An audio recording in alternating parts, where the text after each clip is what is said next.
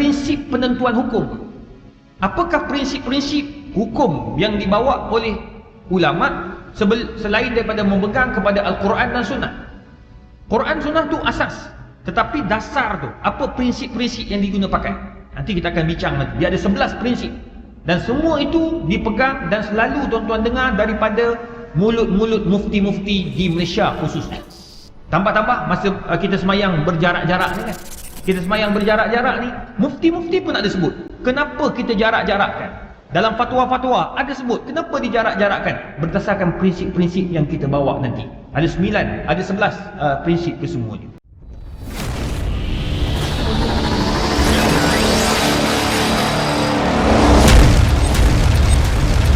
Bismillahirrahmanirrahim. Alhamdulillahi rabbil alamin. Wassalatu wassalam ala rasulil karim wa ala alihi wa sahbihi wa tabi'ina ila yaumiddin. Rabbi syrah li sadri wa yassir li amri wahlul 'uqdatam min lisani yafqahu qawli, amma ba'du. Yang saya hormati Tuan Imam, adik tuan kuasa, muslimin muslimat, hadirin hadirat yang dirahmati Allah, Assalamualaikum warahmatullahi wabarakatuh. Pertama sekali kita bersyukur kepada Allah Subhanahu wa taala kerana dengan izin dan limpah kurnianya, alhamdulillah pada malam ini kita dapat sama-sama berada dalam rumah Allah ini untuk kita mulakan kuliah berkitab. Yang mana kitab yang saya pilih, dan ia merupakan kitab menjadi idaman setiap masjid untuk dibaca. Jadi alhamdulillah banyak masjid, saya rasa hampir setiap masjid yang saya mengajar kuliah bulanan, kita akan baca kitab ini. Kerana buku ini tuan-tuan, puan-puan sekalian, merupakan bestseller dunia, bukannya negara kita, bestseller dunia. Kerana buku ini membincangkan tentang fatwa-fatwa semasa. Dan kalau tuan-tuan tengok dalam Facebook, dalam Instagram, dalam laman sosial, orang duk bercakap, dalam WhatsApp orang bercakap ni boleh ke tak boleh ke, haram ke halal, benda ini dibincangkan di dalam buku ini sebagai asas. Manakala perbincangan itu disampaikan oleh penceramah itu sendirilah, guru itu sendiri, dia akan sampaikan, dia akan bawakan fatwa-fatwa semasa. Jadi insya-Allah tuan-tuan, buku ini kita akan sama-sama baca, kita sama-sama amal, kita sama-sama kongsi. Cuma untuk habis tu saya tak tahulah. Saya tengok antara masjid yang dah habis di Putrajaya, dekat nak habis, belum habis lagi, sudah 5 tahun. Sebab dia tak boleh baca banyak-banyak. Sebab saya akan baca setengah jam, manakala bakinya adalah soal jawab. Orang nak tanya, kita akan jawab berdasarkan kepada fatwa negeri-negeri di Malaysia. Jadi kita akan balik kepada fatwa negeri pula. Jadi itu sebabnya kita tak boleh nak laju sangat, nak boleh lambat sangat, tapi kita baca tu biar kita sama-sama faham. Untuk soal jawab, tuan-tuan perempuan, tuan-tuan boleh angkat tangan atau tuan-tuan boleh WhatsApp ke nombor 010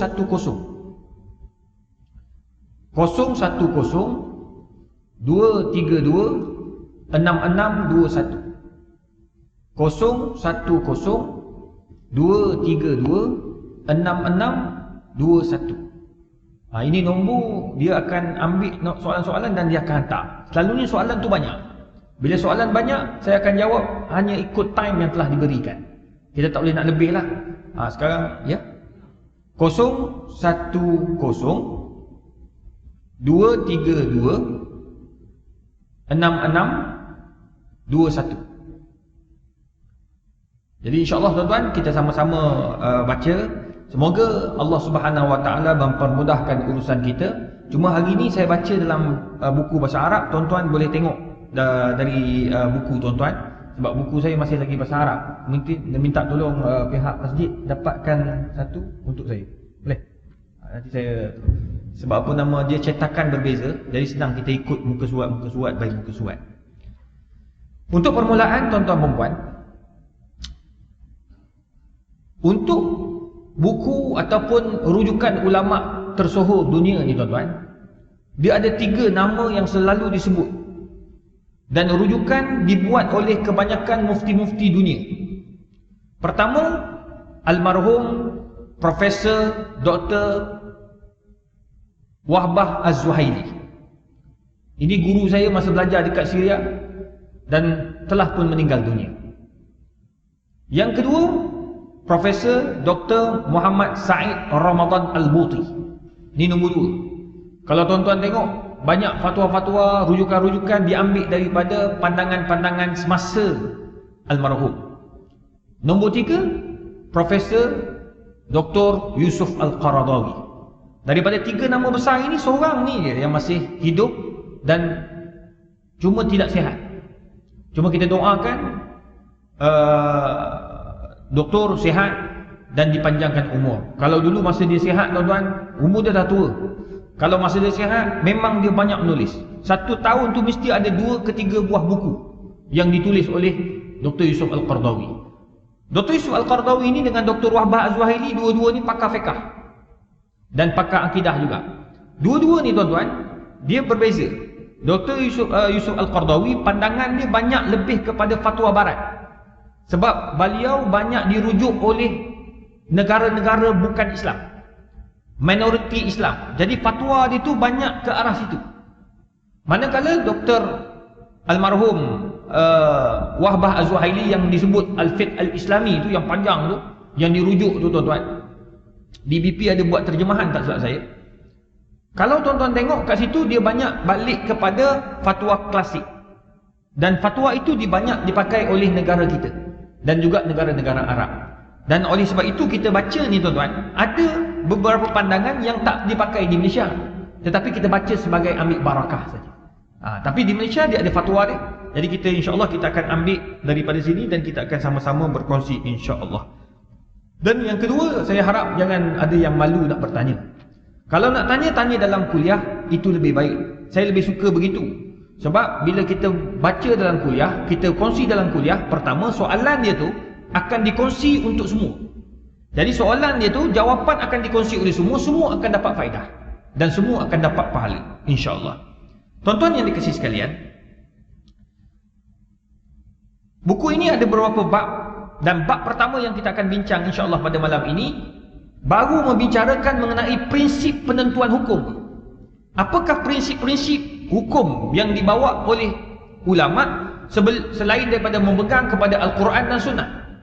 Quran Sunnah tu asas, tetapi dasar tu, apa prinsip-prinsip yang diguna pakai, nanti kita akan bincang nanti. Dia ada 11 prinsip, dan semua itu dipegang dan selalu tuan-tuan dengar daripada mulut-mulut mufti-mufti di Malaysia khususnya.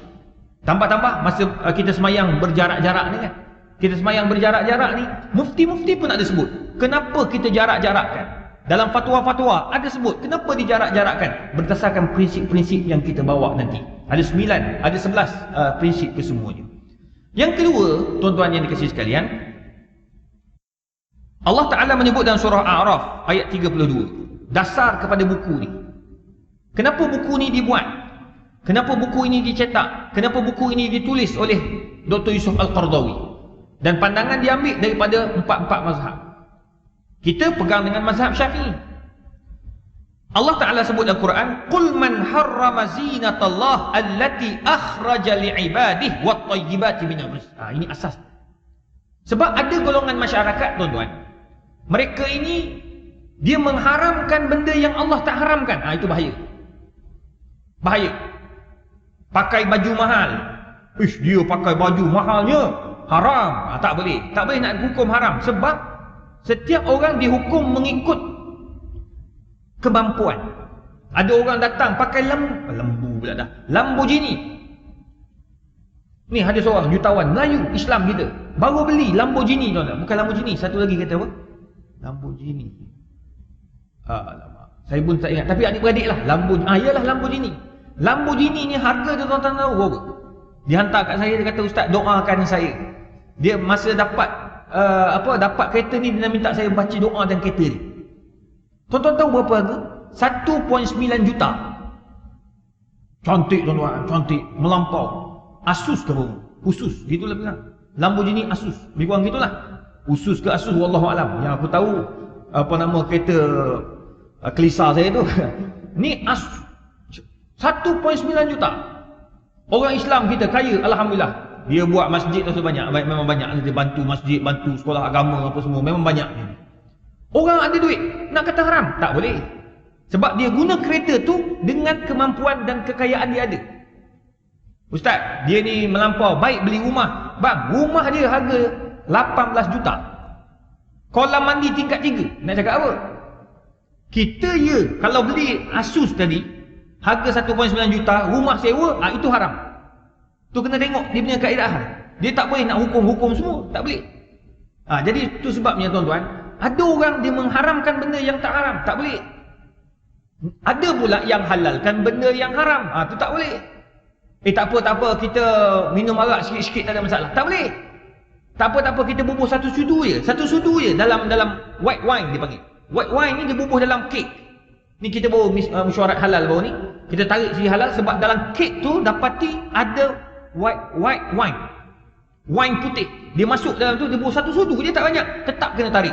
Qaliluhu wa kathiruhu haramun. Sikit je haram, banyaknya pun haram. Tak mabuk pun haram, mabuk lagi haram. Lagi sebenarnya kalau dalam istilah akademik dia tak boleh pakai lagi haram. Maksudnya haram juga. Gitu. Sebab apa? Sebab benda tu tidak ada kompromi. Tak boleh. Jadi oleh sebab itu, benda yang halal, haram, haram. Tak boleh nak bincang-bincang dia, tak boleh dah. Pernah ada seorang datang kat saya, dia kata apa? Dia kata, Ustaz, saya ni orang politik.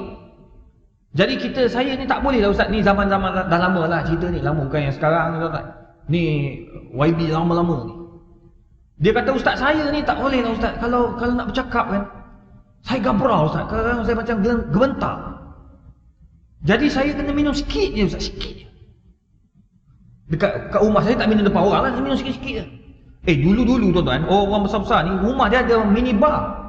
Saya pernah pergi rumah orang besar ni, rumah ada mini bar. Sebelum dia ni zaman jahiliah lah. Sekarang dah tak ada dah. Dah tukar dia mini bar tu jadi surau lah. Hidayah milik Allah bang. Jangan duk kutuk sekuat-kuat sangat. Kita ni kena tengok orang tu, kita jangan kata ini geng neraka, ini dosa, ini tak boleh. Sebab hidayah milik Allah. Setiap orang boleh berubah. Kita ni tuan-tuan yang pakai jubah, pakai serban, tak mustahil silat air bulan tangkap basah bang. Jangan main. Hidayah milik Allah, betul tak? Dosa tu boleh datang kalau kita kadang-kadang diganggu oleh iblis, dikacau oleh syaitan. Lepas tu kita tak boleh nak kawal nafsu. Innan nafsa la'ammaratun bisu. Nafsu mengajak buat benda yang tak baik, maka kita boleh sesat. Jangan main. Itu sebabnya jangan cepat menghukum. Tetapi kita banyak minta hidayah dengan Allah. Allahumma hdi qaumi fa innahum la ya'lamun. Ya Allah, bagi hidayah pada kaumku, sesungguhnya dia tak tahu. Ya Allah, tengok Nabi sallallahu alaihi wasallam. Tengok tu tak cara kita. Kita pula bila tengok orang lain, Allahumma hdihi fa innahu la ya'lam. Ya Allah, bagi hidayah pada sahabat aku ni, ya Allah, dia tak tahu, ya Allah. Suatu hari mana tahu Allah bagi hidayah daripada apa doa kita. Tu sebabnya tuan-tuan, kita kena pegang yang tu, jangan kita cepat sangat nak menghukum. Ada sahabat kita ni minum sikit, dia kata, Ustaz, dia minum sikit je Ustaz. Saya kata tak boleh tu, minta maaf. Ustaz, saya tak mabuk Ustaz. Bila saya minum, saya akan rasa macam comfortable. Tak boleh Datuk, tak boleh. Sikit haram, banyak haram. Walaupun tak mabuk Ustaz, memang walaupun tak mabuk. Ustaz, cuba cek takut ada mazhab yang kata boleh. Dia suruh aku cek mazhab. Memang tak ada. Tak ada mazhab kata boleh. Sebab itu ijma'. Qaliluhu wa kathiruhu haramun. Sikitnya haram, banyaknya pun haram. Tu kita sama-sama ambil tuan-tuan. Tu sebabnya buku ini dibuat.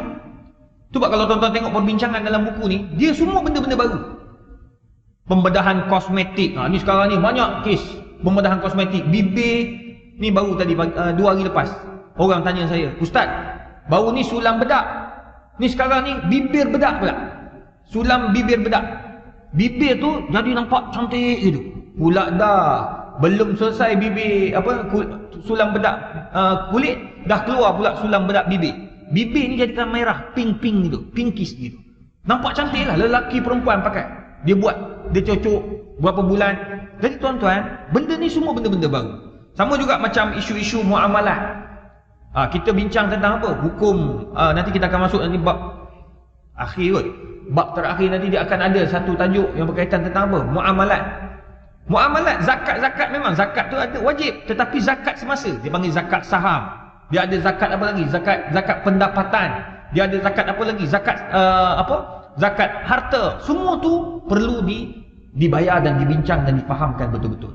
Sekarang ni ada takaful pula. Takaful ni boleh ke tak boleh? Semua tu ada dalam buku ni, insya-Allah kita akan bincangkan. Itu sebabnya Allah Ta'ala kata apa? Qul hiya lilladina amanu fil hayatid dunya khalisatan yaumal qiyamah. Allah pesan, bagi tahu wahai Muhammad, jangan kau mudah-mudah menghalalkan atau mengharamkan tanpa sebarang dalil. Sebab semua yang aku jadi atas muka bumi ni adalah untuk umat manusia. Ini baru mukadimah tu, bukan mukadimah, betul-betul. Ayat depan surah A'raf. Khalisatan yaumal qiyamah kadzalika nufassilul ayati liqaumin ya'lamun. Begitulah kami menjelaskan sesuatu hukum bagi mereka memahaminya. Apa yang Allah haramkan? Qul innama harrama rabbiyal fawahisha ma zahara minha wa ma batan. Sesungguhnya yang Allah haramkan adalah setiap benda yang membawa kepada keburukan, yang zahir atau yang tak zahir. Allah haramkan. Contoh ni very simple, it's very simple. Jumpa tak? Saya tak ada dalam kitab ni. Ni saya tafsir ayat. Very simple. Tengok Allah kata apa? Aku haramkan benda yang mendatangkan kemudaratan. Allah mengharamkan kemudaratan. Semua benda yang membawa kemudaratan. Contoh, kita tak sihat, ataupun kita baru balik daripada satu tempat yang possibility boleh dijangkiti COVID. Contoh, balik dari Sabah. Balik Sabah, kita akan dapat contoh kena pakai gelang pink, kena buat kuarantin 14 hari duduk kat rumah ke, atau duduk kat hotel yang tetap.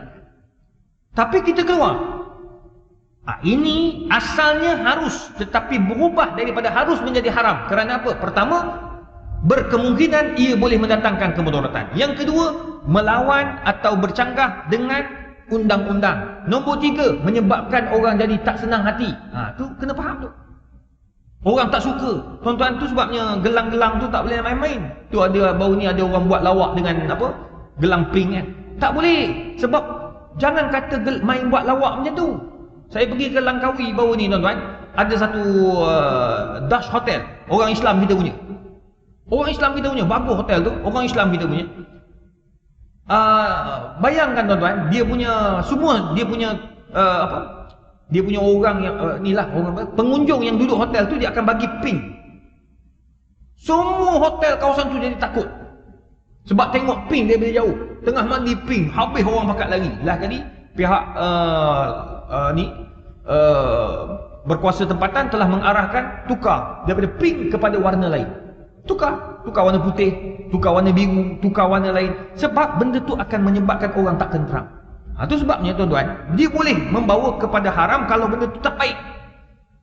Dia semua benda-benda yang boleh bawa pada benda yang boleh mendatangkan mudarat, hukumnya jadi haram. Ma zahara minha wa ma batan, yang boleh mendatangkan kemudaratan sama ada nampak ataupun tidak. Dan juga membawa kepada dosa. Kenapa haramkan duduk berduaan dalam kereta? Sebab membawa kepada apa? Membawa kepada zina. Kita tak tahu. Cuma dibincangkan ulama. Jadi macam mana ni pula sekarang ni? Ni kita akan bincang nanti. Apabila perempuan lelaki berduaan dalam kenderaan. Sekarang ni macam mana Grab? Macam mana tu hukum Grab tu? Perempuan bawa Grab, lelaki bawa Grab. Nak kata haram? Tak boleh. Nak kata benar? Apa syarat-syarat? Dia boleh dengan syarat. Dia ada syarat dia. Duduk belakang, bukan duduk kat depan. Duduk belakang.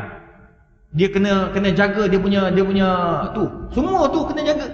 Sebab dia tak boleh nak sekat. Itu Grab. Taksi sama juga. Tu buat saya cadangkan, banyak kali dah saya cadang. Kalau LRT tu kita dia ada apa? LRT ke komuter yang ada gerobak warna pink. Komuter warna pink kan. Untuk orang perempuan, kenapa tak ada buat taksi atau Grab pink? Saya cadang macam tu, saya dah lama dah cadang. Ni live ni cadang.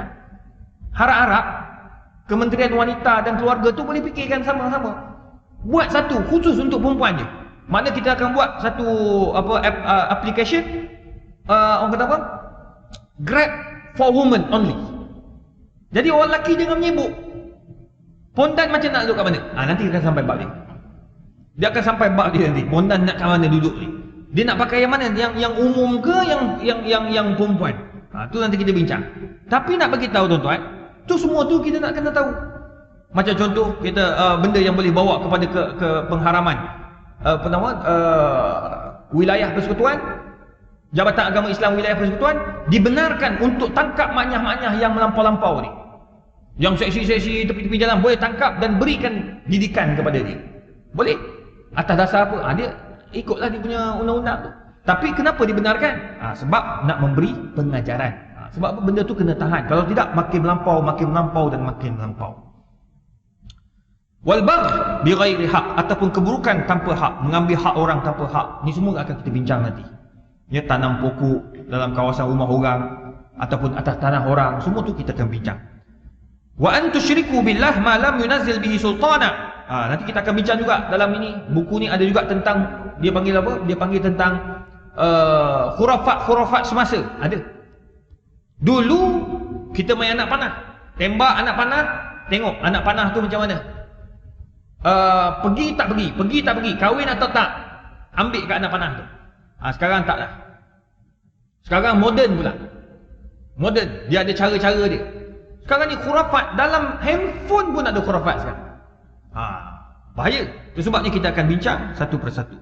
Agar tidak berlakunya pensyirikan kepada Allah Ta'ala. Wa an taqulu 'ala Allahi ma la ta'lamun. Dan yang paling bahaya apabila manusia bercakap sedangkan dia tak tahu hukum hakamnya.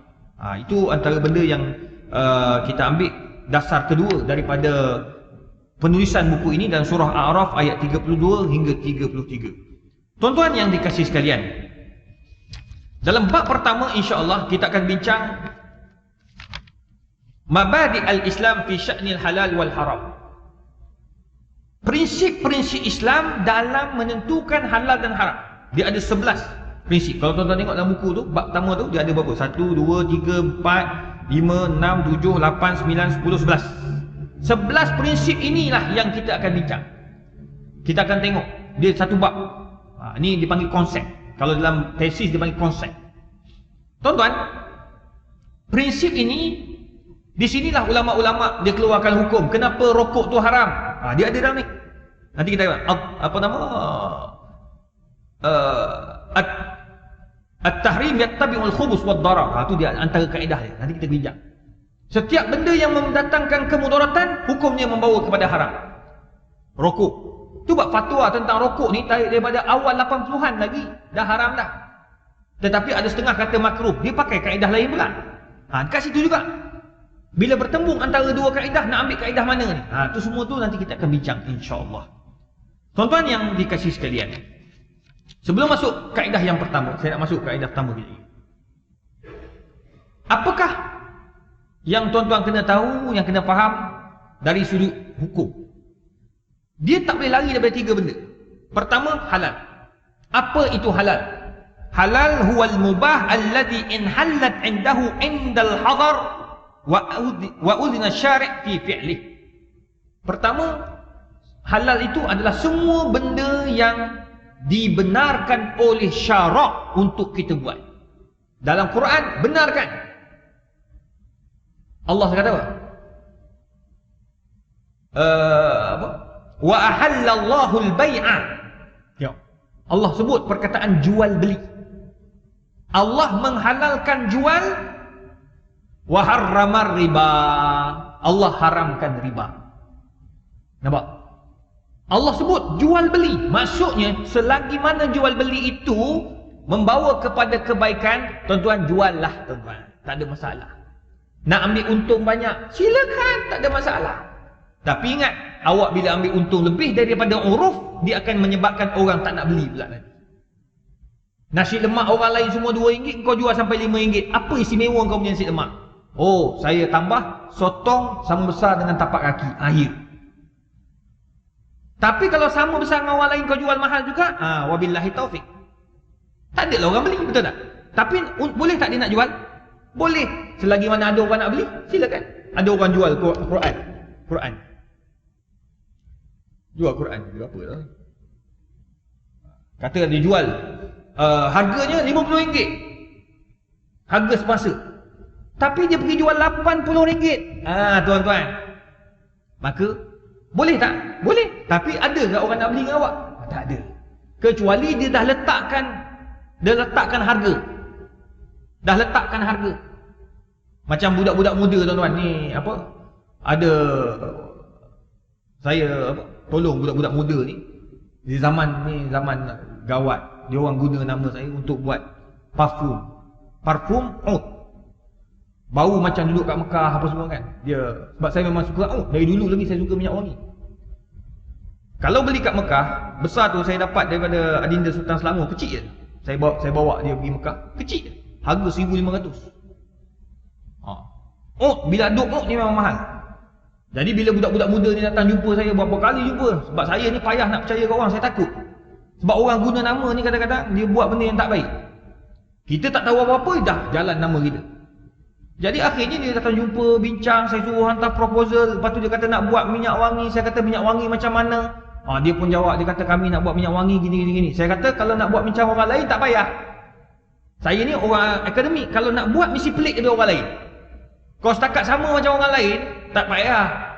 Takkan berjayanya kamu. Dia mesti luar. Tengok Abdul Rahman bin Auf dalam bisnes. Dia buat lain daripada Yahudi buat. Dia jual unta juga, tapi Yahudi jual unta, dia jual unta, cara dia jual lain. Tengok. Menyebabkan dia jadi jutawan. Kita sama juga. Jangan buat benda yang sama. Kalau orang lain dah jual tom yam, kau jangan jual tom yam yang sama, kena buat tom yam lain pula. Dia jual tom yam merah, kau jual tom yam putih. Sebab di Thailand macam-macam tom yam. Tom yam belut. Kita duk main sup belut je kan. Buat tom yam belut. Tu cadangan lah. Siapa yang suka buat restoran ni? Ni orang perempuan kan suami balik buat tom yam belut, tengok. Buat. Jadi saya kata okey, buat. Dia pun buatlah minyak wangi. Saya kata gini, cuba buat oud. Saya ni minat oud, tapi ramai orang kata sedap bau ustaz, tapi tak mampu nak beli. Sebab harga bila ada oud dia akan jadi 300, 400. Kalau kat Mekah tu 300 tu biasa. Oud. Kalau pergi Quraisy yang atas tu, dia tak bagi sentuh tu. Yang atas tu berbelas ribu. Hanya kerabat-kerabat di raja kerabat-kerabat jahat di raja Saudi je beli. Sebab dia mahal. Sikit tapi mahal. Yang imam-imam besar pakai kan. Jauh dah bau dah. Saya kata, ni ramai orang nak pakai. Tetapi tak mampu. Cuba buat satu minyak wangi yang bau dia bau oud tetapi mampu milik. Berapa ustaz? Dia pun kira ada. Okey, boleh tak letak harga mampu milik bawah 100? Dia kira letak 89. Tak boleh, mahal. Letak lagi bawah. Dia kata di antara 69. Okey. Saya kata 69. Dia buat 69. Jadi dia letak kat botol tu 69. Orang yang jual, kalau orang tu ambil jual, dia tak boleh jual lebih daripada tu sebab itu market shilling. Kalau dia jual lebih daripada tu, itu penipuan. Tu jual boleh, tapi kena tengok kaedah. Kena tengok orang kata apa, shilling market. Macam jual di Malaysia ni kita ada apa? Yang diletakkan harga shilling. Minyak masak. Lepas tu kita ada apa lagi? Kita ada gula. Tak boleh ni. Dia tak boleh main-main harga, tak boleh. Monopoli haram. Nanti kita akan bincang hukum monopoli. Monopoli yang dibuat oleh orang-orang tertentu ni macam mana? Itu lain. Sebab dia telah dibenarkan oleh kerajaan. Kerajaan yang benarkan dia ambil untuk guna untuk jual benda tu. Dia hanya satu syarikat saja. Contoh kerajaan yang bagi. Itu lain cerita. Tapi kalau kita nak buat, tak boleh. Tu dia ada benda-benda lain pula. Itu sebabnya tuan-tuan, halal tetapi kena tengok dia punya syarat-syarat. Tapi kalau tak ada syarat, pandai-pandai dalam kau jual, adalah yang jual sampai RM100, RM200. Itu dia boleh dah untung. Tapi orang tengok dekat Shopee, dekat Lazada, harga murah lagi. Aku tak ambil kau, aku ambil yang ini. Tengok. Akhirnya kita juga yang rugi. So kena bijaksana menjual. Tu dipanggil jual beli halal. Kalau kereta Mercedes 300% keuntungan. Ya. Honda, kita pakai Honda Accord ya. Honda Accord kita dulu ni berapa Honda Accord? Dan dulu baru 189 lebih kurang. Honda Accord. Pergi ke Arab Saudi, saya tengok budak-budak Thailand, budak-budak petani yang bawa kereta tu, yang kerja kat sana, beli cash 89,000 je. Beli cash. Sebab di Mekah masa tu dia tidak ada, orang kata apa, tax pun tak banyak. Jadi dia beli 89,000. Dia punya kereta full spec, sama macam kita punya. Tapi kita 189. Boleh tak? Haram tak dia orang jual? Tak haram. Itu hak. Dan dia telah ditetapkan oleh kerajaan, tak ada masalah. Dia nak ambil untung lebih boleh. Tetapi dia kena tengok harga syirik. Yang kedua, al-haram. Ini haram. Huwal amr allazi naha syari' an fi'lihi nahyan jaziman. Benda yang telah disebut dalam Quran, dalam hadis tak boleh. Dia panggil haram selama-lamanya. Tak boleh nak cakap banyak dah. Ustaz, saya rasa boleh kot kita try babi sikit. Tak boleh. Sekarang ni orang tak makan babi dah, tuan-tuan. Orang makan lemak babi. Dulu, sekarang orang tak makan lemak babi. Orang makan apa? Gelatin babi. Sebab sekarang ni macam makanan moden-moden ni banyak ada dia kena guna gel. Itu sebab kita syaratkan guna halal gel, syarikat halal gel. Sebab apa? Itu yang patuh syariah. Sebab halal gel ni paling banyak guna gelatin. Kalau tak betul-betul, ia akan bawa kepada apa? Bawa kepada penggunaan gelatin haram. Itu nanti bab makanan kita akan sampai. Saya akan bincang DNA babi. Oh, sekarang saya bentang depan mufti-mufti, tuan-tuan. Ni saya akan bentang hari Isnin ni. Tu tentang plasma. Yang apa? Akan bentang juga bulan 11 tentang DNA babi dalam, bukan DNA babi, DNA haiwan haram dalam produk makanan ubah suai genetik. Dalam tomato ada gen binatang, ikan. Tomato paling lama berapa lama duduk dekat luar? Kak, berapa lama kak? Kalau tak letak dalam sejuk, letak dekat luar je. Tomato berapa hari kak? 3 hari. Dalam 2 ke 3 hari dia akan mengecut. Tapi kalau yang dia panggil GMF, Genetic Modified Food, ataupun Genetic Modified Organism, yang dibuat, maknanya dia ubah genetik tu, dia boleh tahan sampai 1 minggu. 7 hari duduk kat luar, tidak rosak. Sebab dia ambil genetik ikan yang duduk dekat kutub utara tu, yang tahan sejuk. Dia ambil genetik tu, dia masuk dalam tomato. Tomato tu dia panggil tomato yang telah diubah suai. Ni dia panggil produk yang moden hari ni dah jual. Itu ikan. Ada yang guna babi. Dekat China paling banyak menggunakan babi sebab babi paling murah. Kos dia murah. Beras kuning, dipanggil beras yang dipanggil golden rice. Dia letakkan genetik babi juga, gen babi. Untuk apa? Nampak menarik. Dia ada kentang yang dimasukkan genetik tikus untuk menjadikan kentang itu tahan daripada racun serangga. Tikus ni kalau serangga racun yang ala-ala kadar dia dapat tahan lagi. Dia kena power baru mati. Ni setakat-setakat sembuh-sembuh tu dia tak kuat. Jadi tomato ataupun kentang tadi dia akan tahan lama, dia akan pejal. Oh tuan-tuan, sekarang ni pelik. Tu nanti kita akan bincang bab makanan. Nanti kita akan bincang. Itu pun haram. Sebab daripada sumber yang haram. Tapi daripada ikan ni tak apa. Yang daripada ikan tak banyak tuan-tuan. Yang banyak daripada sumber-sumber haram. Daripada babi, daripada tikus, daripada adalah beberapa binatang yang lain, tuan-tuan. Ini saya akan bentang depan semua mufti-mufti. InsyaAllah dia orang tengah tetapkan masa. Sebab tu hasil kajian tu. Kerajaan bagi kajian kat saya 70,000 suruh buat kajian macam tu dengan orang sains. Tengok pelik-pelik tuan-tuan. Kita tengok insaf, masya-Allah. Patutlah Nabi SAW diharamkan benda tu. Rupa di akhir zaman ada satu kumpulan yang gunakan daripada babi ni. Tengok. Jadi tak boleh guna. Walaupun benda tu ada orang kata boleh sikit-sikit, ada hukumnya haram. Yang ketiga makruh. Benda makruh ni di tengah-tengah. Sama ada kau buat dapat pahala dan sah, sama ada kau buat tak dapat pahala bahkan batal. Contoh, berkumur ketika bulan Ramadan. Berkumur tu bagus, boleh. Tetapi kalau berkumur berlebih-lebihan menyebab tertelan,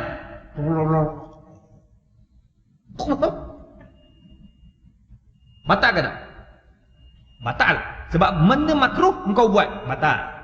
Cuba jangan main-main, orang tengah bergumur, dia tahu dah puasa bulan Ramadan, kau telan habis. Batal puasa. Sebab dia buat benda makruh dan akhirnya membawa kepada batal. Tu sebab makruh ni di tengah-tengah.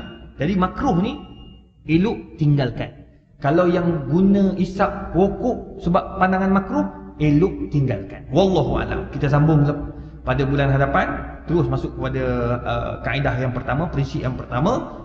Dan selepas azan saya akan jawab soalan-soalan yang masuk sekarang, insya-Allah.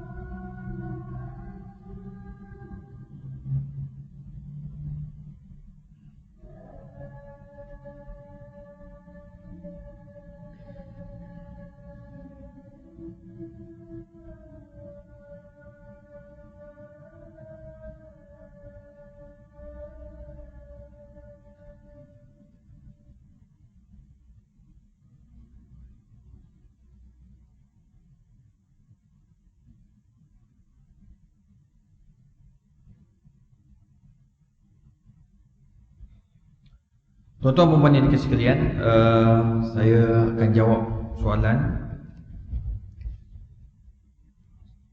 sampai 8.30. Ini ada soalan masuk. Assalamualaikum Ustaz. Saya nak tanya, kalau saya dapat exam tapi saya jawab exam itu dengan cara meniru dan lulus, bagaimana pendapatan saya? Saya penonton live. Saya rasa takut apabila Ustaz sebut tentang haram itu tadi. Sekarang umur saya sudah 31 tahun. Sudah hampir 10 tahun saya tinggalkan alam belajar. Sijil yang saya dapat, alhamdulillah, lulus. Cuma ada beberapa subjek saya meniru. Adakah pendapatan saya haram? Tuan-tuan, Nabi dah sebut, man ghasya falaysa minna. Sesiapa yang meniru hukumnya haram. Siapa yang mencetak rompak hukumnya haram, tak dibenarkan. Tetapi kalau masa kita buat itu kita jahil, kemudian kita dah bertaubat sekarang setelah 10 tahun dan kita bekerja, adakah pendapatan kita itu halal? Halal pendapatan kita.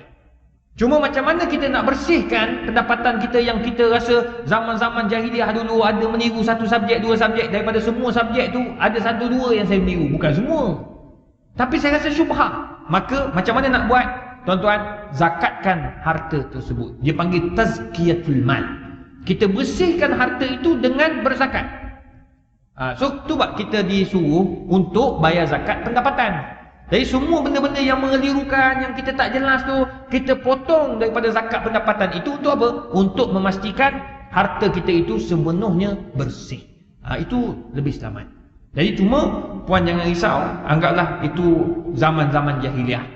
Dan kita pun dah bertaubat, dan kita pun tak nak meniru lagi dah. Cuma lepas ni, kalau nak naik pangkat, jangan meniru. Buat mengikut kemampuan. Lulus, alhamdulillah. Tak lulus, cuba lagi. Tu sekarang ni nak naik pangkat pun kena menulis, kena meniru pula dah. Kena exam, kena peperiksaan. Nak naik ni, nak dapat tauliah Selangor pun sekarang kena isi borang. Kena menulis, kena jawab soalan. Sama. Ni saudara Samsul Debat, dia temu duga 28. Dia suruh minta doa semua biar dia lulus. InsyaAllah lulus, saya kata tak ada masalah. Dia kata nak jawab apa ni? Banyak sangat ke? Tak ada masalah. Sebab dia bukan ustaz. Dia ni peguam undang-undang. Jadi dia nak kena ambil tauliah ni, kena jawab soalan, kena hukum halal haram. Dia takkan tanyalah soalan yang pelik-pelik itu. Sebab dia ambil dalam bidang motivasi. Jadi jangan risau. Memang kena. Jangan ambil yang kita tak mampu. Dia ambil yang dia mampu. Kita ada masalah. Assalamualaikum Ustaz. Saya ingin bertanya, apabila kita bercakap tentang halal dan haram, saya mula rasa risau. Baru-baru ini saya terjumpa duit sebanyak RM10 ketika keluar daripada R&R. Saya tak tahu nak buat macam mana. Saya ambil, letak dalam poket saya dan terus balik. Bila saya tengok Ustaz malam ini, saya rasa was-was. Duitnya tak banyak, hanya RM10 je. Tetapi saya mula risau. Apa yang perlu saya buat ni Ustaz? Saya ganti baliklah. Duit tu saya dah guna, dah bubuh minyak kereta. Allah. Tuan-tuan, ni dipanggil al-luqatah. Benda yang kita jumpa dekat mana-mana tempat yang berharga. Tuan-tuan, haram ambil duit tu. Kita ambil, bagi kepada pihak penguasa, boleh. Kalau kita biar, dia akan rosak. Jatuh dalam air, terbang, jalan, rugi duit tu. Kita ambil, kalau kita jumpakan R&R, pergi dekat pejabat ataupun dekat pihak pengurusan yang terdekat, bagi tahu kat situ, ni saya jumpa duit. Sebab kita bukan orang situ. Atau tuan-tuan boleh bagi tahu dekat kedai terdekat, tolong umumkan ada duit, siapa-siapa ada hilang duit RM10. Jangan letak 10. Ramai pula mengaku. Letak siapa ada hilang duit, sila jumpa kedai sekian. Kita pun ambil gambar, ataupun kita pun letak dalam Instagram, dalam Facebook. Sekarang ni mudah. Siapa adalah lalu kat sini terhilang RM10, letak kat kedai sebelah. Dia kena simpan. Kalau ikutkan hukum, kena simpan lebih kurang 1 tahun. Mungkin orang tu akan patah balik. Selepas 1 tahun tak ada, maka kita letakkan tempat-tempat kebajikan. Antaranya surau. Antaranya masjid, boleh, tak ada masalah. Itu kita boleh boleh letak. Selepas itu, macam saudara kita dah guna dah bubuh minyak kereta, maka kalau dia pergi lagi kawasan di situ, dia boleh bagi maklum kepada pengurusan atau bagi maklum kepada kedai yang terdekat untuk membuat pemakluman. Dia bagilah duit dia, berganti balik RM10 tu. Itu dia kena ganti balik. Dia tak boleh biar dia tu, tak boleh. Sebab itu duit orang, bukan duit kita. Dia panggil luqatah, barang jumpa. So kena simpan. Kalau di Jepun memang diorang simpan, ambil bagi, memang akan jumpa balik insya-Allah. Cuma kalau negara Islam ni insya-Allah tak jumpa balik. Dekat Mekah kan, tinggal handphone kita tak ada lah, wabillahi salam, jumpa di kedai handphone yang baru.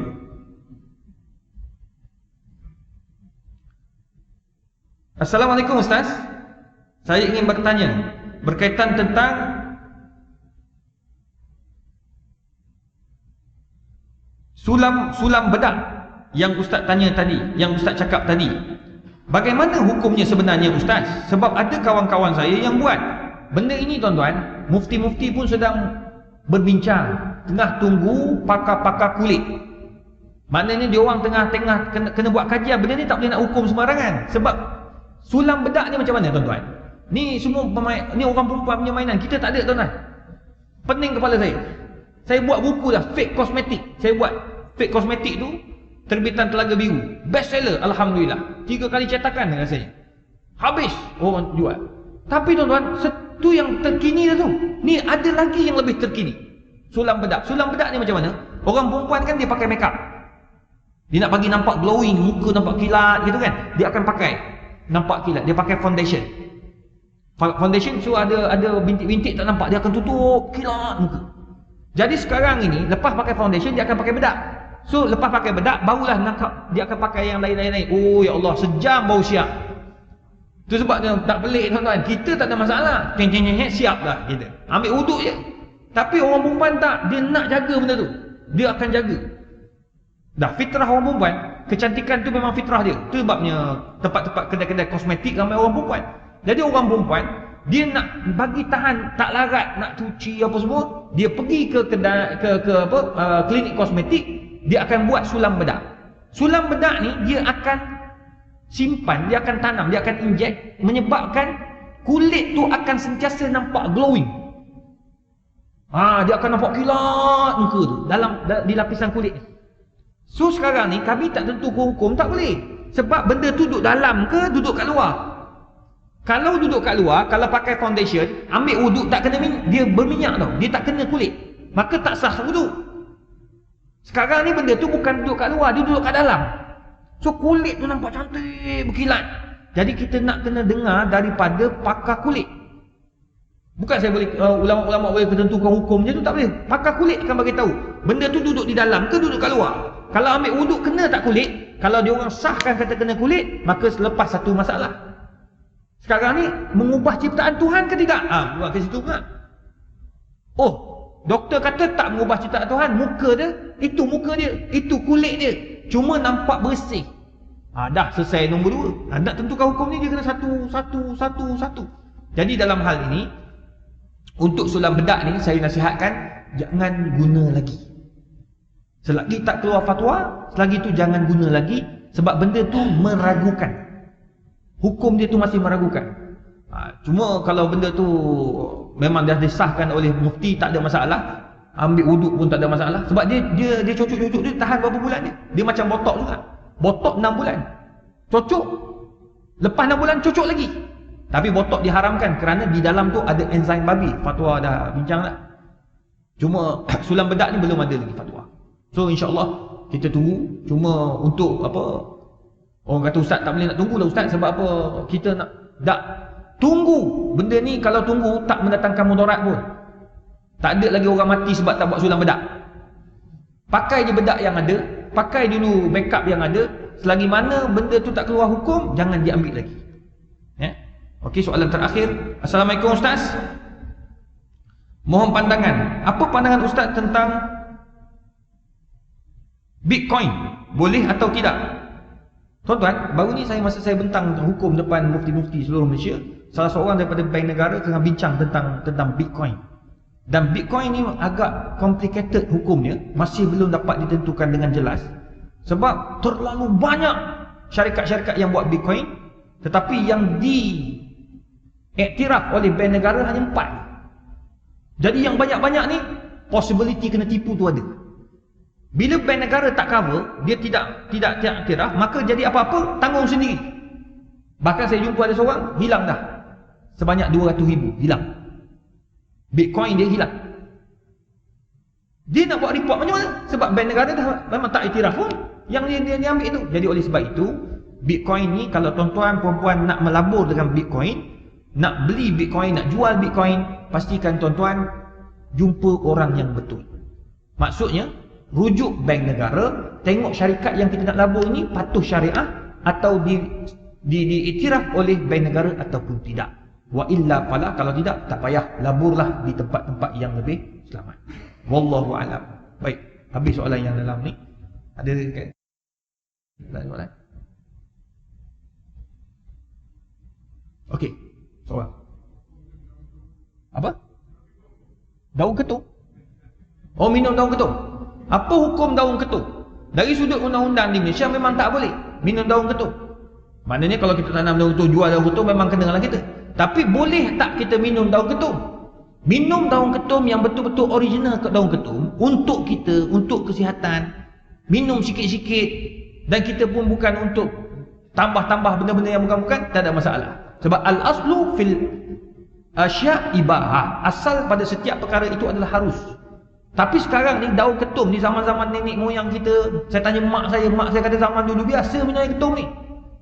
Orang-orang yang kerja bendang apa semua memang biasa. Tapi dia betul-betul minum macam akar kayu, ambil, minum, dia rebus, minum. Okey, tapi sekarang tak. Driver lori, driver bas, dia orang minum air ketum, dia campur dengan macam-macam. TV3 dah tunjuk macam mana dia orang buat. Dia masuk air, dia rebus air ketum, lepas tu dia bubuhnya ubat gegat, dia bubuhnya itu, dia bubuhnya madu, macam-macam campur habis. Yang halal, yang haram semua campur sekali. Lepas tu dia peram, jadi busuk macam air longkang. Tapi minum gagah selama-lamanya. Mata cerah tapi tidur, itu yang langgar pokok tu. Jadi tak boleh.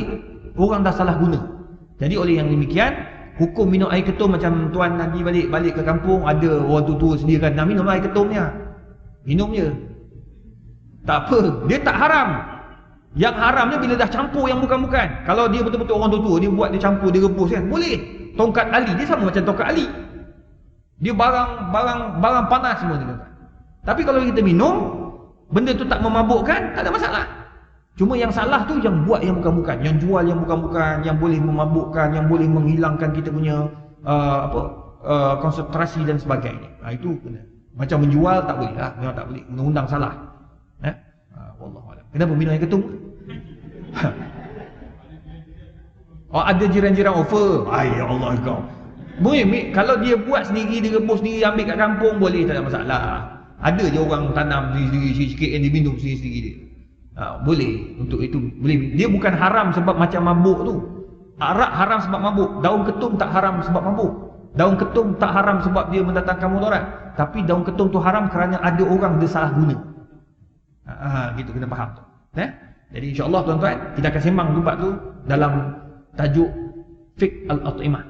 Fiqh makanan, itu bab kedua nanti. Nanti beli buku, jangan lupa.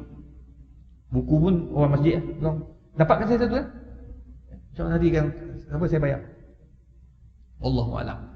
A'udzubillahi minasyaitonir rajim. Bismillahirrahmanirrahim. Alhamdulillahirabbil alamin wassalatu wassalamu ala Rasulillah wa ala alihi washabbihi ajmain. Allahumma faqihna fid din wa 'allimna at-ta'wil. Allahumma yassir wa la tu'assir ya mujibad da'wat. Wa sallallahu ala sayyidina Muhammadin wa ala alihi washabbihi wasallam.